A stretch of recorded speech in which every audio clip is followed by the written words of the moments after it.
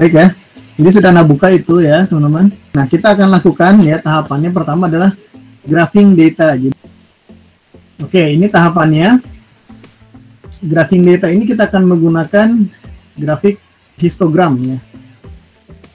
Nah langkah-langkahnya seperti ini. Create panel histogram. Histogram ada nanti pilihan di situ ya, panel histogram. Oke. Jadi caranya gimana? Kita ke Minitab ini, kemudian pilih graph ya, teman-teman ya di situ, graph. Nah, setelah itu kemudian pilih histogram, ada di situ ya. Sudah? Anda pilih histogram. Oke, atau sebelumnya nih, sebelum kita ke histogram ya. Jadi ini isi dari si worksheet ini, lihat teman-teman ya. Ada center. Nah, center di sini adalah center pengiriman ya tadi ya, pusat pengiriman. Ada Eastern, kalau teman-teman explore ke bawah itu ya. Ini banyak ya datanya, ratusan. Jadi kalau secara umum ini datanya ada secara di center itu nanti ada 3. Ya, nanti kita akan lihat tuh dengan grafik di histogram, kita bisa tahu groupingnya seperti apa. Nah, order di sini adalah waktu pertama kali order diterbitkan dari customer ya tentunya ya. Jadi customer pesan nih, pesan jam berapa, tanggal berapa, jam berapa. Di sini nih, date and time. Makanya di sini kalau ini T ya, C1 T, teks berarti kan kita lihat tipe datanya teks ya semua ya. Kolom yang pertama ini. Kolom yang kedua itu order di sini, nama kolomnya atau variabelnya ya, nama variabelnya order bisa. Nah, ini kolomnya adalah kolom 2, D. D itulah date or time ya, tanggal atau waktu. Sama distance itu jaraknya ya. Ini satuannya misalnya kilometer ya. Ini record nih 1 sampai berapa nih, ke bawah ratusan lah. Record pertama itu buku dikirim dari pusat pengiriman atau gudang Eastern ya untuk customer yang memesan pada tanggal ini jam segitu, kemudian sampai ke customernya ini ya, arrival. Harinya kalau dibikin satuan hari itu 4 hari, 4, sekian hari. Statusnya on time, jaraknya 255. Dari mana kita tahu on time atau tidaknya? Ya, ini ada apa namanya standar di perusahaan Amazon.com ini ya. Jadi kalau lebih dari 6 hari, ini contoh di sini nih ya. Kalau lebih dari 6 hari, 6 hari lebih lah gitu ya, 6 hari lebih itu disebutnya late, terlambat. Oke. Kalau back order berarti gimana? Tidak terpenuhi si pesanannya. Jadi apa namanya, tidak dikirim berarti ya kalau sudah tidak terpenuhi. Jadi belum diproses lah gitu. Bisa jadi misalnya bukunya nggak ada ya, nggak ada stoknya dan sebagainya. Oke ya, jadi ada keterangan di sini statusnya on time, back order atau late. Ini jaraknya, jarak tempuh, lokasi dari si customer. Baik. Nah, sekarang teman-teman kita melakukan summarizing ya. Jadi kita dengan grafik, teman-teman bisa ke graph, di sini ke menu bar, graph, kemudian pilih di situ histogram. Ya, di situ ada banyak pilihannya, simple dan sebagainya, nanti kita bisa explore ya. Untuk sementara di tutorial sekarang ini lebih mudah, pilih salah satu dulu ya, nanti kita bisa explore yang lain. Jadi kita pakai yang dengan kurva normal ya, supaya kita bisa lihat nih distribusi datanya itu mendekati distribusi normal atau tidak ya. Kan sebagian besar kita mengasumsikan distribusi normal, jadi ya semua pengujian dan sebagainya berdasarkan itu. Ya, setelah itu kemudian pilih kita oke dulu ya, kita oke. Nah, setelah itu kemudian kita pilih di graf variabelnya ya, kolom yang days ini ya, C4. Jadi days ini kan menunjukkan lama waktunya ya, lama waktu pengiriman nih.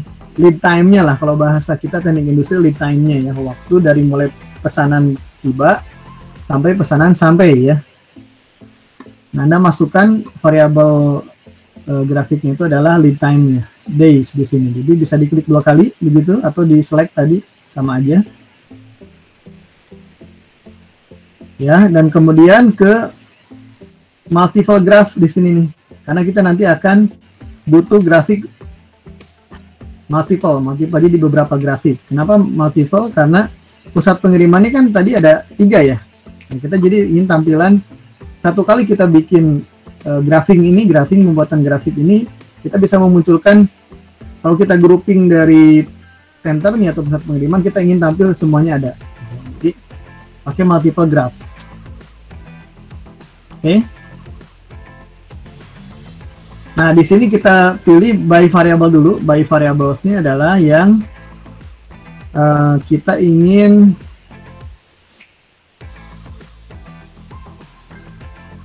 yang in separate panels ya. Jadi kita ingin yang variabelnya itu terpisah nanti. Setiap variabel yang dimunculkan di setiap kolom ini nanti per center ya, per pusat pengiriman. Jadi di sini Anda pilih yang center. Jadi tadi ada 3 grup kan, tiga pusat pengiriman. Jadi kita ingin berdasarkan si pusat pengiriman yang 3 tadi ya.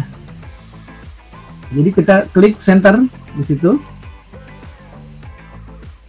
Kemudian oke ya. Baik ya, kita oke. Nah, kita tunggu sebentar. Sedang diproses. Nah, ya sekarang kita tampil tiga tuh ya. Ini nih judulnya. Ini kalau mau dikecilin, dibesarin, tinggal di zoom aja. Ada zoom slider di sebelah kanan. Anda berada di panel output, kemudian besar kecilin, ya. Besar kecilin. Nah, jadi kita lihat di sini nih, berdasarkan jadi histogram dari lead time-nya ya. Lead time-nya nih yang ada di histogram ini semuanya adalah lead time ya, berdasarkan grouping-nya adalah berdasarkan centernya, pusat pengirimannya. Teman-teman ada noise, tolong ya yang masih unmute di mute dulu ya. Jadi di sini kita bisa melihat nih ya, interpret lah, kita interpreting juga meskipun nanti ujungnya di akhir, tapi kita interpreting dari summarizing dengan grafik ini ya. Kita bisa melihat bahwa dari 3 pusat pengiriman itu distribusi datanya seperti ini ya teman-teman ya. Ada yang sentral, ada yang eastern, ada yang western ya.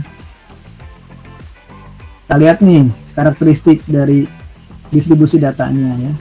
Untuk yang sentral, contoh di sini nih, min-nya adalah 3,984 hari ya. Tadi kan satuannya hari ya, days. Days itu kan hari. Jadi di situ kita bisa melihat min yang sentral ya. Kemudian standar deviation-nya ini n-nya 99. Nah, berarti kita tahu sekarang datanya adalah 99 ya. Untuk yang sentral, n-nya berisi 99. Kemudian yang eastern itu min-nya rataannya adalah 4,452. Berarti lebih besar atau lebih lama ya ketimbang sentral. Selisih hampir setengah hari lah. Kemudian n-nya 101. Jadi tidak sama ternyata n-nya ya dari ketiga grup ini, 3 pusat ini.